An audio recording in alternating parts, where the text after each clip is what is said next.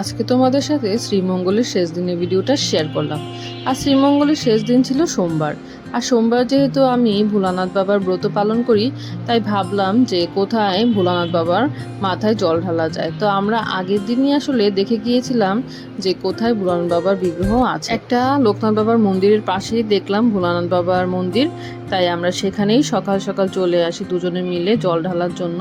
আর দেখলাম মন্দিরের কাজও চলছে, হয়তো এখানে আরো কোনো মন্দির প্রতিষ্ঠা করা হবে। আর আমরা যেহেতু একদমই একটা নতুন জায়গায় এসেছি, তাই জানতামও না যে পূজার উপকরণ কোথায় পাওয়া যায়। তাই আমরা আগের দিনই ঠাকুরমশাইকে বলে দিয়েছিলাম যে আমাদের জন্য যাতে সব পূজার উপকরণ সংগ্রহ করে রাখেন।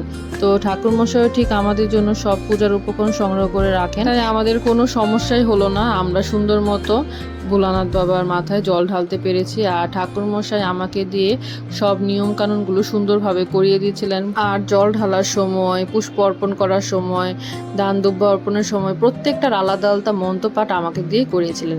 তো এইভাবে পূজা করে আমি আসলেই অনেক বেশি সন্তুষ্ট ছিলাম যে ভোলানাথ বাবাকে আমি এত সুন্দরভাবে শ্রীমঙ্গলে এসে পূজা দিতে পেরেছি। আমার মনটাও একদম ভালো হয়ে গিয়েছিল, কারণ আমি অনেক বেশি টেনশনে ছিলাম যে আমি কিভাবে কি করব, কারণ যেহেতু সোমবার পড়ে গিয়েছে। আর সোমবারে আসলে আমি বাবা ভোলানাথের মাথায় জল না ঢেলে আর কোনো খাবারই গ্রহণ করি না। আর এইভাবেও আমার ব্রত ছিল, তাই আমি ব্রত পালন করতে পারবো কি না আমার একটু কনফিউজ ছিল। তাই আমি অনেক সুন্দরভাবে শ্রীমঙ্গলে পূজা দিতে পেরে সত্যিই অনেক নিজেকে ভাগ্যবান মনে করেছি। আর ওই দিন আমার হাজবেন্ডও আমার সাথে ছিল, তো ও সুন্দর করে পূজা করে ভোলানাথ বাবা। আর ওর জন্যই আসলে আমি এত সুন্দর করে পূজাটা করতে পেরেছিলাম, কারণ ওই বেশি টেনশনে ছিল যে আমি কিভাবে কি করব।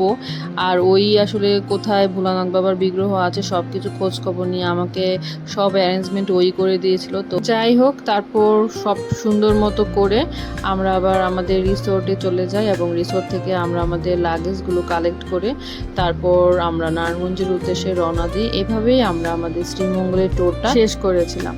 তো বন্ধুরা, ভিডিওটা তোমাদের কাছে কেমন লাগলো অবশ্যই জানাবে। আর আমার পেজটা যারা এখনো ফলো দেওনি তারা ফলো দিয়ে দিও। Thanks for watching. সবাই ভালো থেকো, সুস্থ থেকো।